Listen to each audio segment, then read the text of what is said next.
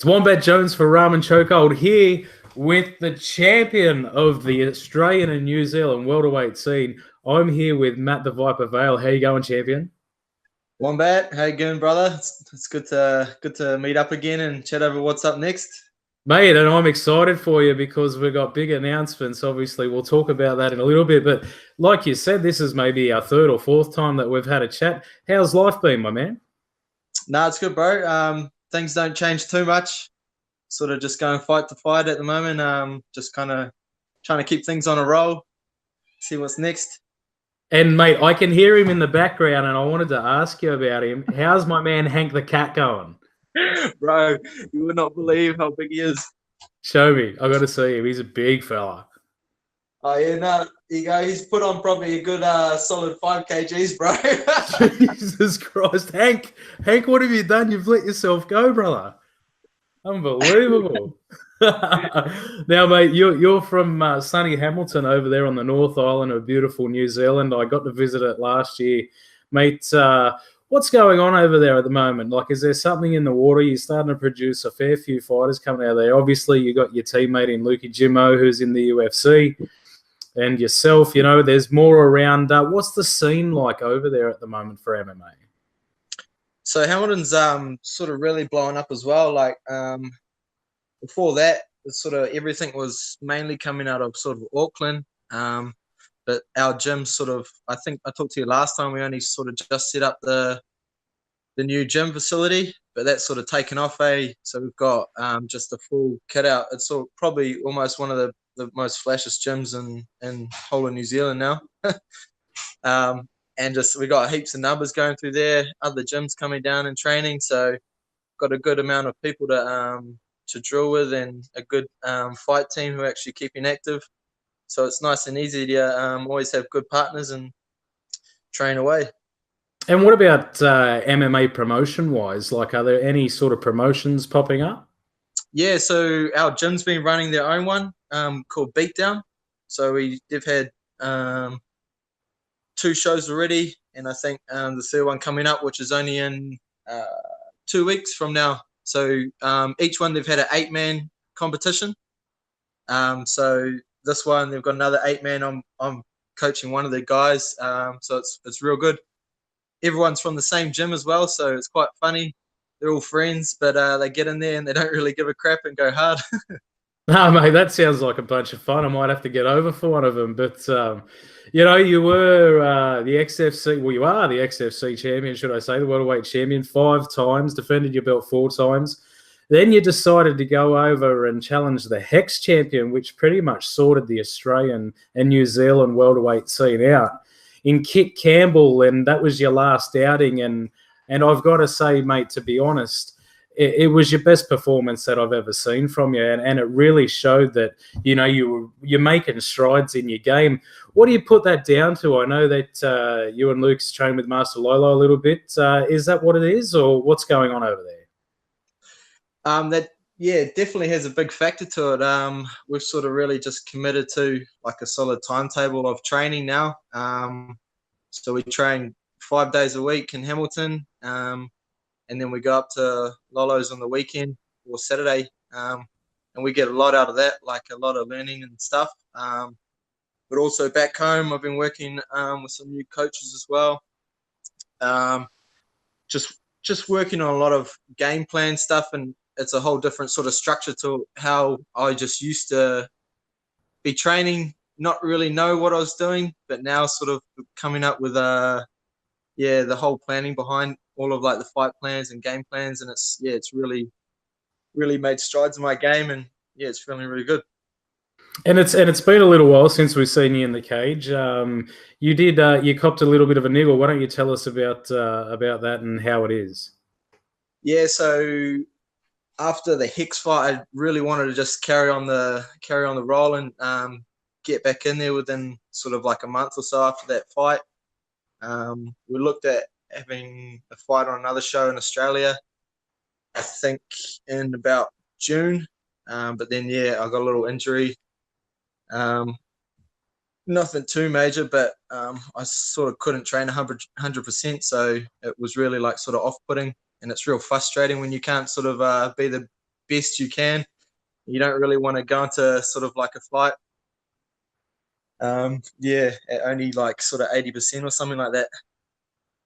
And do you feel like now, you've sort of put yourself and separated yourself away from the pack, like you feel like every fight that you take from now on in is very, very important, more important than your last? It's kind of a hard thing. Like it's almost like that your next fight, no matter what it is always your most important one, It has different meaning once you've had the fight. Sort of new opportunities arise and stuff like that. I think it's definitely, each one seems to have more and more sort of something behind it and meaning. And lastly, before we get into your fight, my man, I want to talk about a relationship that you formed with Justin Lawrence, who helped us out in putting this interview together.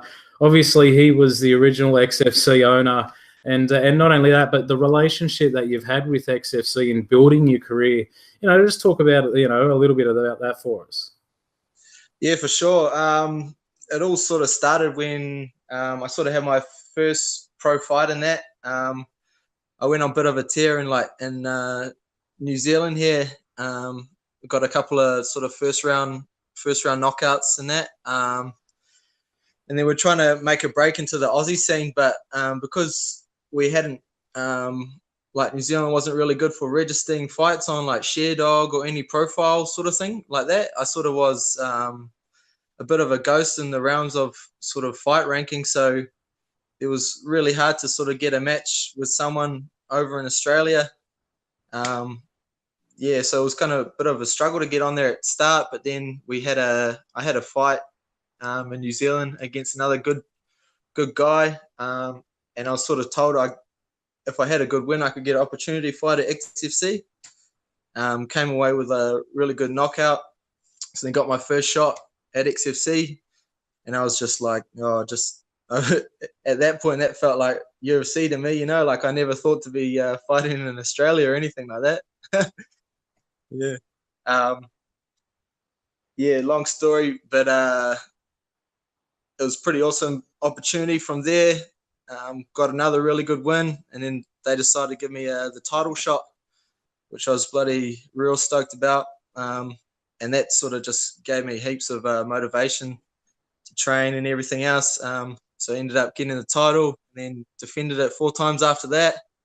And so XFC pretty much had a fight for me like 3 months reoccurring, like every 3 months after my first title defense, which was like, you can't really ask for anything better when you're trying to make it up there quickly, So yeah, I was pretty stoked to have XFC like help me along the way. And yeah, Justin's been awesome, sort of taken me under his wing and helped me sort of make the right decisions and everything. It's been good. So speaking of right decisions, we're going to talk about, there was an announcement made, I think it was 2 days ago now. You're heading over to Japan, my man, and you're going to be on the Pancrase 300 card, which in itself, for people who've been watching this game for a long time, to be on such a special epic number card like that must be pretty special, my man. Just tell me about that before we even talk about your opponent. Yeah, so like when the sort of talk about opportunity being there to fight on Pancrase, like just let alone that show by itself was just sort of an instant attraction, And then not alone that, but at the 300 show, I was just like, it sort of really outweighs a lot of other options. Because I think even Pancrase is one of the longest running shows in history, or something like that. Yeah, I'm pretty sure it is the longest. The history behind it, like, yeah, you see the people that have fought through that and come through. It's a real long line of lineage. So Sato's the opponent. He is the Japanese ranked #1 welterweight, and in my opinion, is going to be probably your toughest test to date. He is an absolute bad motherfucker. It's an amazing matchup. You're certainly not padding your record with this one, my man. What do you know about this guy? For sure. Like, I think I've seen a couple of his fights. He only had one probably a month ago. He's a real strong southpaw, and he's got quite a different style of fighting to a lot of my other opponents, which is which is pretty keen to. Yeah, I got a lot of sort of. We've got a lot of good ideas coming into this fight. He's definitely a well-tested vet of the sport, and he's had some solid fights. And yeah, he really comes to scrap, as most of the Japanese guys do. Yeah, well, he just fought for the title of King of Pancrase and lost that to Glyco França. And Glyco obviously was in the UFC. I think he had 2 fights and lost to Vic and Gregor Gillespie, and then they turfed him.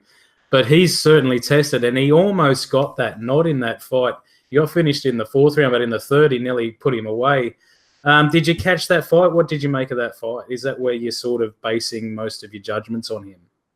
Yeah, that was the most recent that I've seen. So yeah, like the striking for there, you can tell he was definitely a lot more comfortable. He's got good range control. Glyco's got a solid submission game and sort of grappling. I think Sato's obviously got a strong judo background as well. Like he really good throws in that, but not really good control off any throws and stuff like that. So I don't think there's that much worry about sort of the ground game, but more in like the scramble and just like controlling position in that. But yeah, they went through a hell of a war.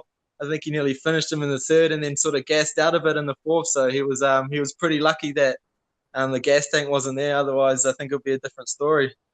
Yeah, 100%. He looked very good up until that point that he didn't anymore. But like you mentioned, he is a southpaw. He's a very rangy sort of a dude. How do you sort of adjust your training for that, or do you not even worry about it and just solely focus on your game? You don't really adjust it too much. I mean, we got southpaw fighters. A lot of people find them really difficult because it's a whole different style. But I've always been sort of switching up my stances since before I even started fighting XFC, and now sort of I know why I'm doing it and not just for any reason, you know. So it sort of makes a lot of sense to me now, sort of, and a lot of benefits from actually fighting southpaws. A lot of things that you can open opportunities from there, and I think it's actually going to be a good thing, good little test. There's definitely going to be a awesome fight, man. And it's not the first time your gym's experienced King of Pancrase people. I mean, your mate in Luke, he's taken on 2, which you've cornered in both of them. Is there something that you see in the sort of Japanese mixed martial arts game that you can exploit here? I think there is, but what about yourself? Yeah, for sure. It's funny, we were talking about that just the other day, that both Luke's other opponents from Japan both won the King of Pancrase. I think there's definitely opportunities like in their game in that.